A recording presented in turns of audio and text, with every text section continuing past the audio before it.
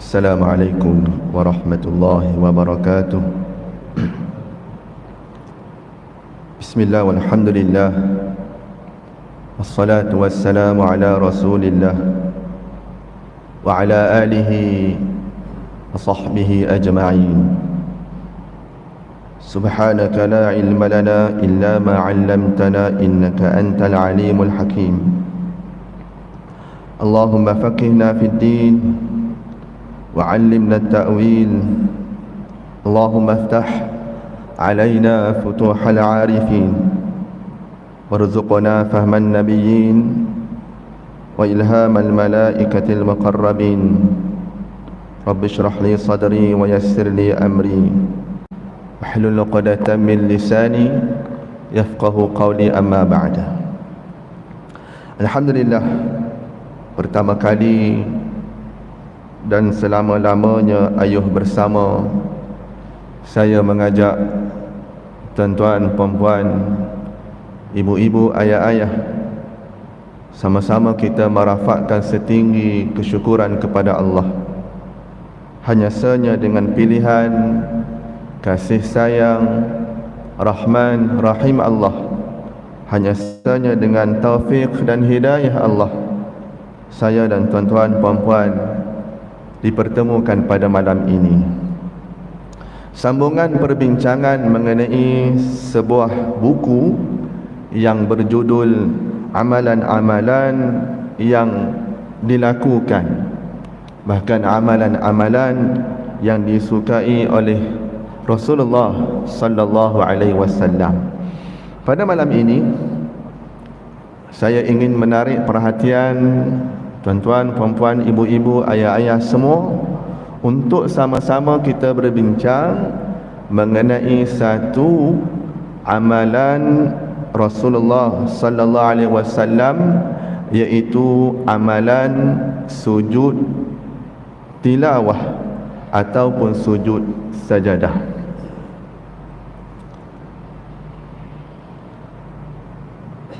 Tuan-tuan, puan-puan, apakah yang dimaksudkan dengan sujud tilawah? Apakah pula yang dimaksudkan dengan sujud sajadah? Sebahagian daripada para ulama menyatakan bahawa sujud sajadah dengan sujud tilawah adalah satu amalan yang sama. Sujud tilawah, sujud sajadah sama. Sebahagian para ulama yang lain mengatakan bahawa sujud sajadah lain, sujud tilawah lain. Sujud sajadah apabila kita baca ayat sajadah dalam solat kemudian kita sujud, dia panggil sujud sajadah. Sujud tilawah apabila kita baca ayat sajadah di luar solat, maka kita pun sujud, dia panggil sujud tilawah. Apapun kedua-dua pendefinisian yang diberikan oleh para ulama ini, kita pakai dua-dua. Cuma bagi saya lebih kepada pandangan yang mengatakan sujud tilawah, sujud sajadah adalah satu perkara yang sama. Baik, tuan-tuan, puan-puan, ibu-ibu, ayah-ayah sekalian, antara dalil pensyariatan sujud tilawah ataupun sujud sajadah ini, saya memetik beberapa potong hadis Nabi sallallahu alaihi wasallam. Yang pertama, kana Rasulullah sallallahu alaihi wasallam yaqra'u alaina al-Quran fa idza marra bis-sajdati kabbara wa sajadna ma'ah, rawahu Abu Dawud. Ketika Rasulullah sallallahu alaihi wasallam membaca Al-Quran kepada kami dan lalu membaca pada ayat sajadah, maka baginda Nabi sallallahu alaihi wasallam terus bertakbir lalu bersujud dan kami ikut bersujud bersama baginda Nabi sallallahu alaihi wasallam. Hadis yang kedua ya ayyuhan nas inna namurrun bis sujudi faman sajada faqad asaba wa man lam yasjud fala ithma alaih.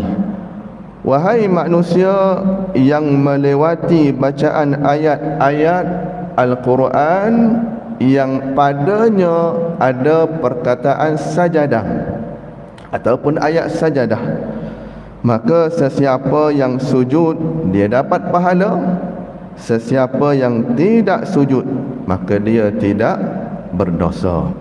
Hadis yang ketiga juga mengenai pensyariatan sujud tilawah ataupun sujud sajadah. Hadis ketiga yang diriwayatkan oleh Abu Hurairah radhiyallahu anhu. Hadis ini agak panjang, saya baca maksudnya. Apabila anak Adam membaca ayat sajadah lalu dia bersujud, syaitan akan tersingkir sambil menangis, dan syaitan berkata, celakalah aku, anak Adam disuruh sujud dan dia mahu bersujud, maka dia mendapatkan syurga, sedangkan aku disuruh bersujud tapi aku menolak, maka aku pun mendapat neraka. Hadis riwayat Muslim dan Ibnu Majah. Tiga hadis ini tuan-tuan menceritakan kepada kita Nabi sallallahu alaihi wasallam sujud bila mana Nabi baca ayat Al-Quran padanya ada sajadah. Hadis yang kedua mengatakan bahawa hadis ini riwayat Bukhari menyatakan bahawa andai kata siapa-siapa yang baca ayat sajadah dia sujud, dia dapat pahala.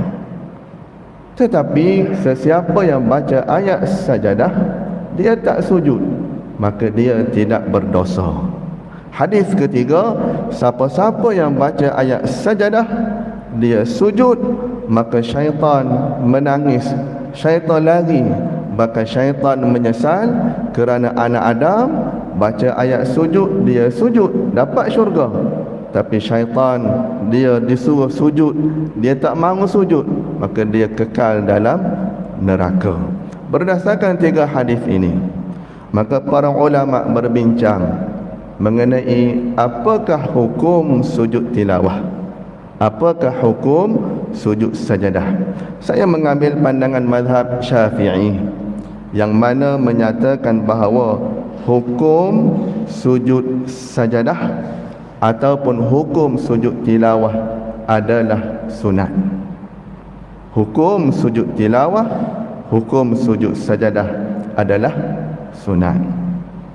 Di dalam Al-Quran, tuan-tuan, puan-puan, ibu-ibu, ayah-ayah, tengok mushaf Al-Quran hari ini, kita belik satu-satu, bahkan kita kira satu-satu. Ayat sajadah biasanya dia tulis dengan simbol kubah masjid ataupun ada garisan pada perkataan sajadah. Ada 15 tempat, ada 15 tempat. Cuma ada sebahagian kita dengar daripada ustaz-ustaz cerita sujud sajadah ada 14. Hak mana satu yang betul ni? Kita kira dalam Quran 15. Tapi setengah ustaz duk cerita sujud sajadah, sujud tilawah dalam Al-Quran ada 14. Lalu yang mana satu betul ni? 14 ke 15? Baik tuan-tuan. Menurut pandangan empat mazhab, Imam Malik, Imam Abu Hanifah, Imam Ahmad, Imam Syafi'i, 10 tempat dalam Al-Quran mereka bersepakat ada 10. Dalam Quran ada kata 14, ada kata 15. 10 daripadanya keempat mazhab bersepakat ada, dan 4 daripada itu ataupun 5 daripada 15 tadi, maka keempat mazhab ini ada sedikit perbezaan pandangan. Kita ambil pandangan Imam Asy-Syafi'i yang mana mengatakan di dalam Al-Quran ada 14 tempat sujud sajadah. Betul lah ustaz kata ada 14 tu betul. Berdasarkan mazhab Syafi'i ada 14. Cuma kita duk kira dalam Quran ada 15. Maka 15 itu adalah tertakluk kepada pandangan Imam Malik dan Imam Abu Hanifah, yang mana satu tempat itu tak ada menurut pandangan mazhab Syafi'i, iaitu pada surah Sad ayat 24. Surah Sad ayat 24. Mazhab Syafi'i ataupun Imam Syafi'i menyatakan bahawa 14 sujud sajadah dalam Al-Quran. Betul. Kita tengok 15, rupa-rupanya yang ke-15 itu adalah ayat pada surah Sad ayat 24. Baik. Maka duk kira gimari ada 15 tempat sujud sajadah. Tuan-tuan, dalam Al-Quran senang sahaja, ada tanda qubah. Setengah Al-Quran dia bold, dia tebalkan perkataan, setengah Al-Quran dia gariskan. Maka tanda-tanda tu semua bila kita baca, maka sunat kita melakukan sujud sajadah ataupun sujud tilawah. Baik. Sesiapa yang membaca atau mendengar ayat sajadah, kemudian dia bertakbir dan bersujud sekali lalu bangun sambil bertakbir, ia adalah perbuatan seseorang yang melakukan sujud tilawah. Sujud tilawah dilakukan tanpa tasyahud dan salam. Baik. Sujud tilawah, sujud sajadah, bila dia baca ayat ada simbol qubah, maka sunat dia sujud. Berapa kali tuan-tuan puan-puan? Sekali saja. Sunat sujud, kemudian dia bangun. Bangun itu maka tidak disunatkan dia buat tasyahud, baca tahiyat, dan tidak disunatkan dia melakukan salam. Mengenai salam ini ada dua pandangan. Yang pertama salam, yang kedua tak ada salam. Ini bila baca di luar solat. Baik. Abu Sa'id Al-Khudri radhiyallahu anhu menceritakan bahawa Rasulullah sallallahu alaihi wasallam pernah membaca Al-Quran di atas mimbar. Apabila ayat yang dibaca baginda adalah ayat sajadah, baginda akan turun dan bersujud. Tuan-tuan, boleh kita baca Quran di luar solat. Contoh Ramadan akan tiba, kita buat tadarus, maka kita pun baca, yang lain dengar. Tiba-tiba kita baca ada surah ataupun ada ayat sajadah, maka sunat kita yang baca sujud sajadah, dan sunat kepada orang yang mendengar melakukan sujud sajadah. Ini di luar solat. Bagaimana pula keadaan kalau kata sebelum azan kita baca, kita pasang orang baca Quran, qari-qari baca Quran, dengar kod speaker masjid, kita dengar, dan surah tu kita ingat, dan surah yang dibaca ada ayat sajadah, kita dengar, walaupun pasang radio, pasang kaset di menara masjid, kita dengar, dan kita tahu ayat itu ayat sajadah, maka sunat juga bagi kita melakukan sujud sajadah. Ataupun contoh yang lain, kita berada dalam kenderaan, pergi kerja, balik kerja, pasang radio, pasang kaset, pasang CD dan sebagainya, yang mana orang tengah mengaji, tiba-tiba qari yang mengaji dalam radio itu baca ayat sajadah, maka sunat bagi kita yang mendengar melakukan sujud sajadah. Cuma akan ada lagi soalan, lagu mana kita nak sujud kalau kita bawa kereta? Maka tuan-tuan, boleh kita menggantikan sujud sajadah dengan tasbih. Boleh kita menggantikan sujud sajadah dengan tasbih. Antaranya kata Imam Al-Ghazali dan Imam An-Nawawi, tasbih, tahmid, tahlil dan takbir 4 kali.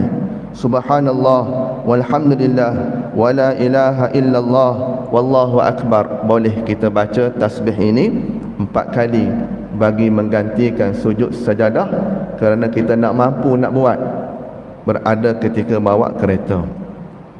Ataupun dikatakan oleh sebahagian ulama yang lain, kalaulah pada keadaan tak sesuai kita nak melakukan sujud, kita boleh tangguhkan kepada keadaan yang sesuai baru kita sujud boleh. Cuma tengok keadaan.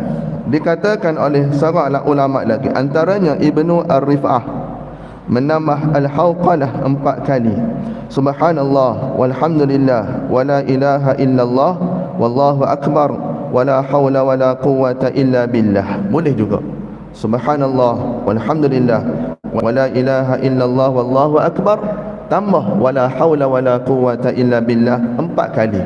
Kita baca bagi menggantikan sujud sajadah yang kita tak boleh nak buat pada keadaan tertentu.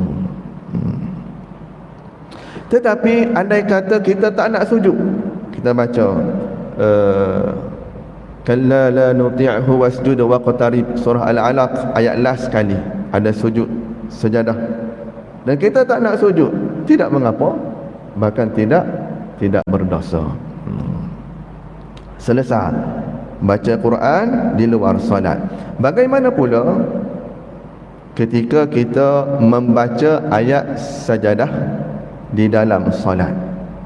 Baca ayat sajadah di dalam solat. Baik, tuan-tuan, biasalah kita dengar imam mana-mana masjid pun kebanyakannya mereka akan baca surah sajadah dan surah Al-Insan pada hari Jumaat ketika solat subuh. Tuan-tuan, ya, ada dalil yang mana mengatakan bahawa Nabi baca surah As-Sajadah dan Al-Insan pada subuh hari Jumaat. Cuma ada hadis yang lain menyatakan bahawa bukanlah tiap-tiap Jumaat Nabi buat. Kadang-kadang Nabi tukar juga dengan surah-surah yang lain. Maksudnya baca surah Sajadah, baca surah Al-Insan subuh hari Jumaat juga adalah sunat. Kalau tak buat pun tak mengapa, tapi kalau buat pun lagi baik. Cuma nak mengatakan wajib tu tak kena. Macam mana ni tak imam tak buat sujud sajadah ni, dia balah besar sebab tu tak padan, sebab ia hanyalah sunat sahaja. Baik, imam baca surah sajadah dalam rakaat pertama sehinggalah bertemu kepada ayat wahum la yastakbirun. Imam pun tunggu Allahu Akbar, sujud sajadah. Baik, maka makmum pun kena ikut imam. Makmum kena ikut imam. Kalau kata makmum tak nak ikut imam, imam buat sujud sajadah dan makmum tak nak ikut, maka berkata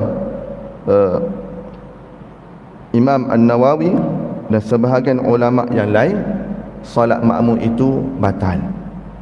Imam dia buat sujud sajadah, tiba-tiba makmum tak nak ikut, maka solat makmum akan batal sebab dia tak ikut imam. Baik, lagu mana pula ada kes berlaku, tuan-tuan, imam dia nak bawa sujud sajadah, dia baca surah sajadah, kemudian dia tak ingat. Tuan-tuan, kalau perhati dalam surah sajadah ada beberapa ayat yang hampir mirip dengan surah Al-Mulk. Contoh thumma sawwahu wa nafakha fihi min ruhihi wa ja'ala lakumus sam'a wal absara wal af'idah qalilan ma tashkurun. Sajadah. Surah Al-Mulk, qul huwallazi ansha'akum wa ja'ala lakumus sam'a wal absara wal af'idah qalilan ma tashkurun wa ja'ala lakumus sam'a wal absara wal af'idah qalilan ma tashkurun. Dua ayat ni hampir sama sebenarnya. Kadang-kadang saya pernah tertukar. ثم سواه ونفخ فيه من روحه وجعل لكم السمع والأبصار والأفئدة قليلا ما تشكرون.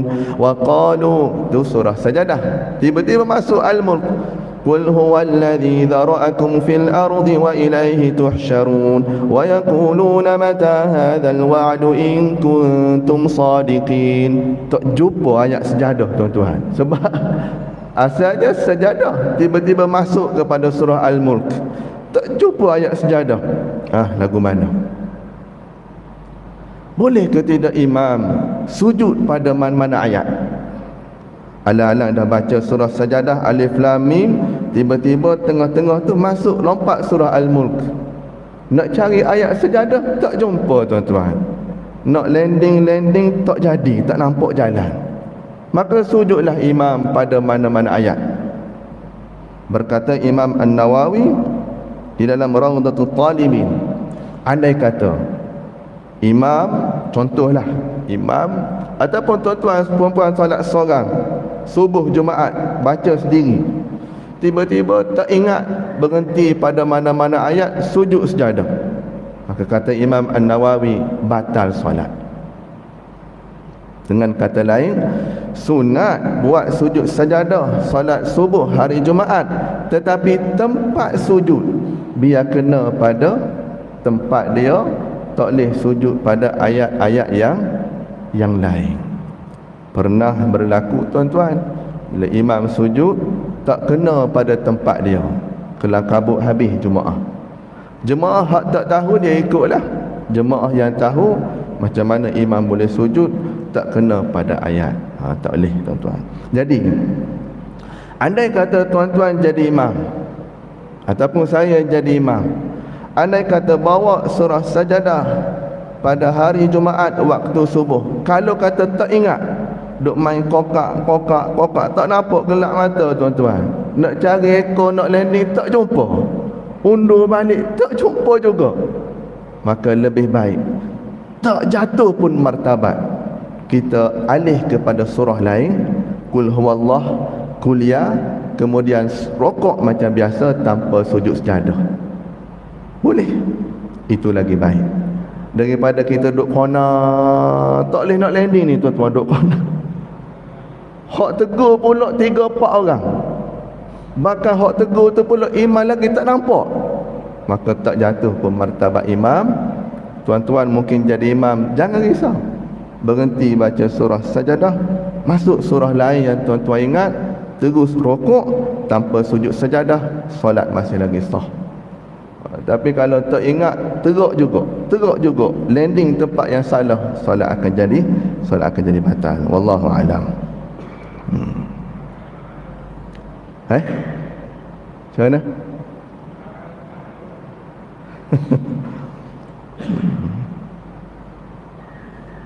Baik.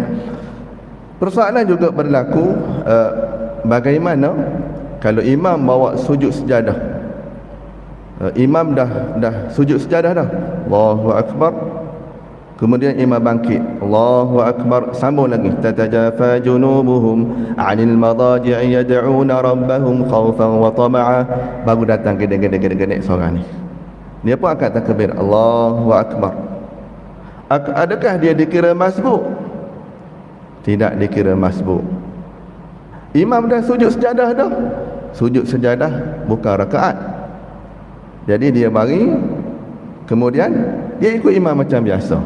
Walaupun tak sempat sujud sejadah bersama imam, dia masih lagi berada pada rakaat pertama. Selesai.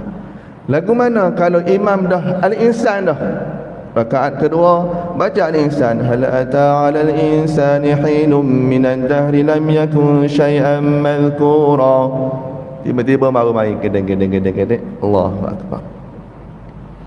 Maka tuan-tuan, dia dah masbuk satu rakaat, imam bagi salam, dia pun bangkit untuk cukupkan 2 rakaat.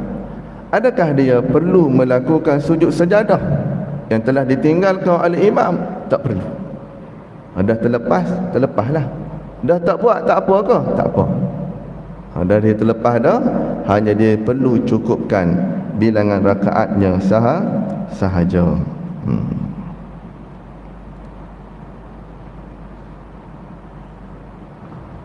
Okey.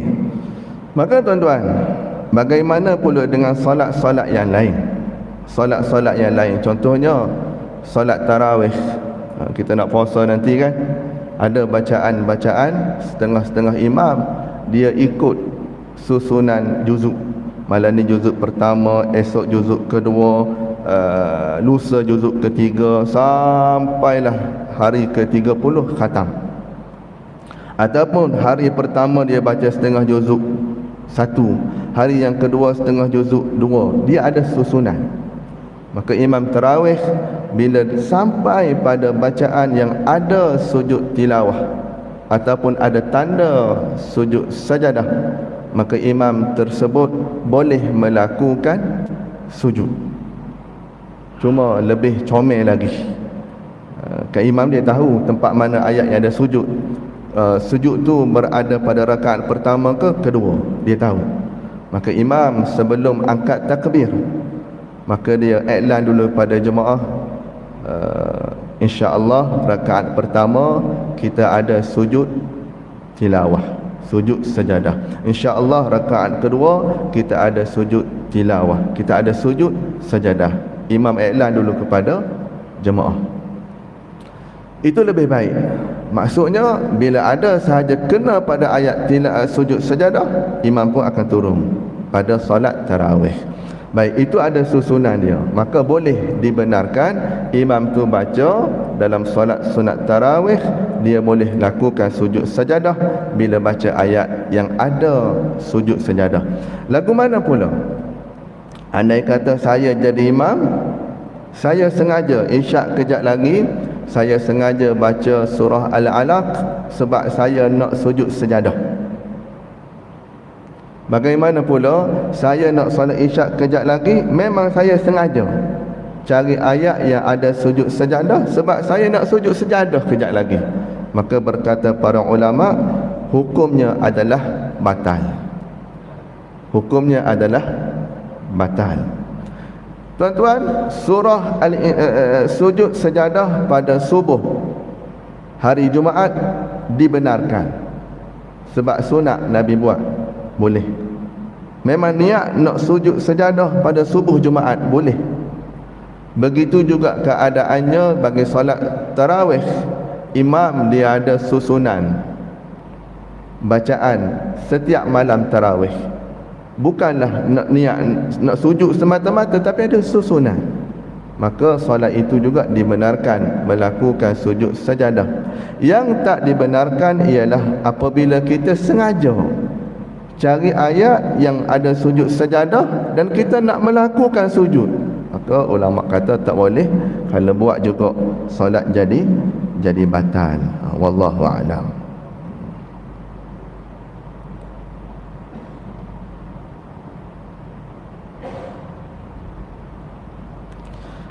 Ini tuan-tuan dan puan yang dikasihi Allah Subhanahu wa taala, maka dapatlah kepada kita beberapa kesimpulan awal. Ya, sujud sajadah, sujud tilawah, benda yang sama kita akan buat bila kita baca Al-Quran ada tanda sajadah, kita sunat sujud. Sunat sujud.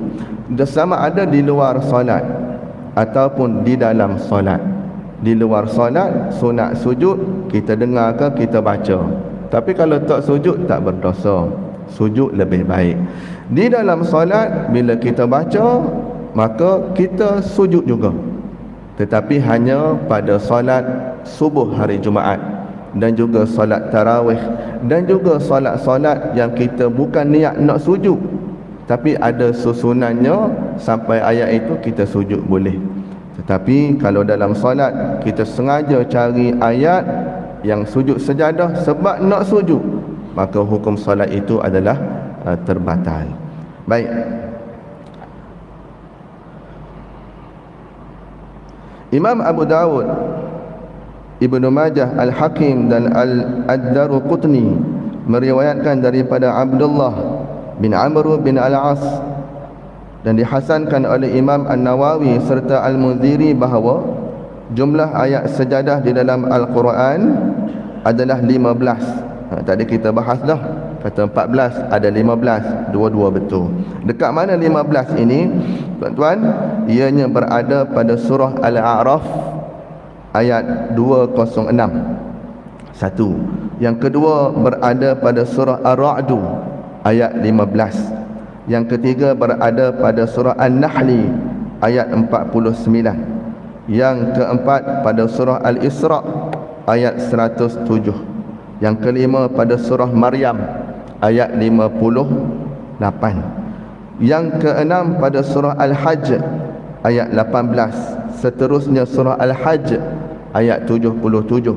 Surah Al-Furqan ayat 60. Surah An-Naml, surah semut, ayat 25.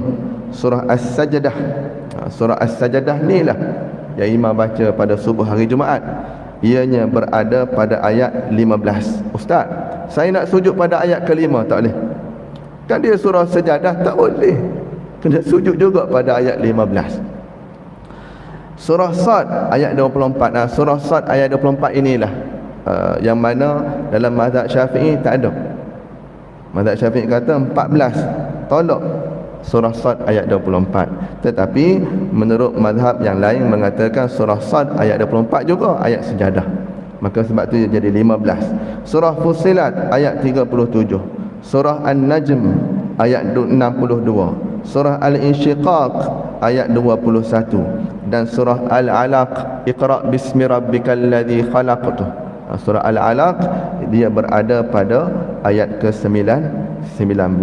Untuk akhir sekali tuan-tuan, saya kongsikan masa yang ada mengenai ketika sujud tilawah, sujud sajadah, kita nak baca doa apa?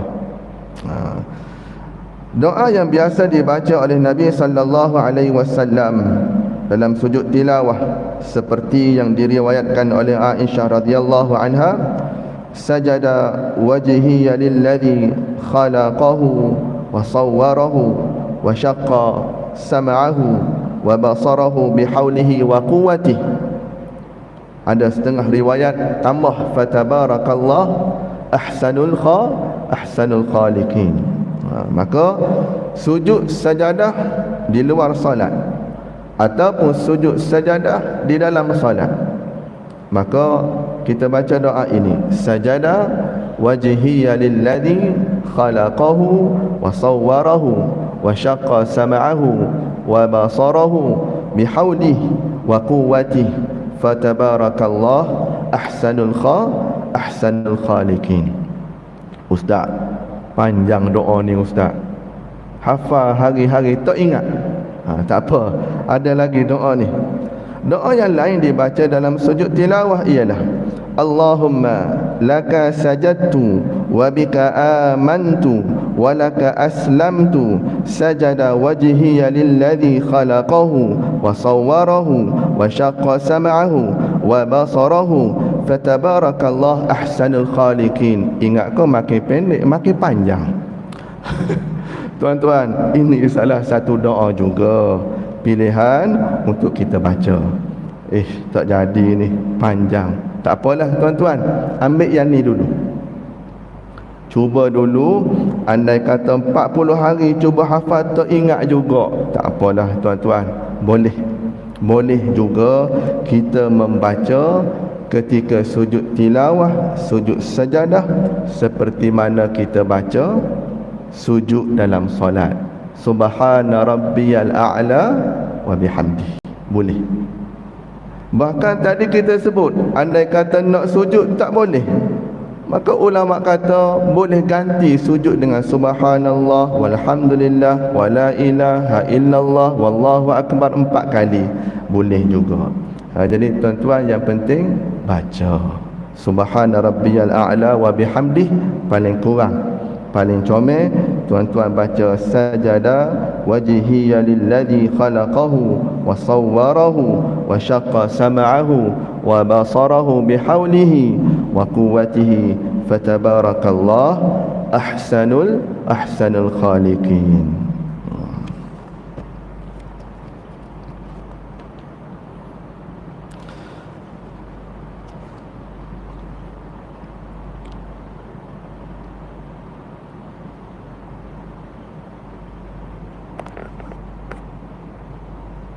Okey tuan-tuan, ada satu asbabun nuzul surah Fussilat ayat 37. Surah ini ada di dalam Quran, dan mana ada kisah di sebalik surah ini. iaitu di mana ketika Nabi sallallahu alaihi wasallam berada pada peringkat awal, Nabi baru jadi utus jadi Nabi, dan Nabi buat usaha dakwah secara terang-terangan. Nabi telah berhadapan dengan pelbagai ujian. Saya ringkaskan tuan-tuan, pembesar-pembesar Quraisy ni nak sekat Nabi tak boleh. Sekat alik ni, qana kau ni. Sekat alik ni. Tuan-tuan faham tak qana? Hak faham, tak faham, tak apalah. Tuan-tuan, lalu berfikirlah pembesar Quraisy ni, bermesyuarah dalam kalangan mereka, dapat satu idea. Nak lantik seorang lelaki namanya Walid bin Mughirah. Siapa Walid bin Mughirah?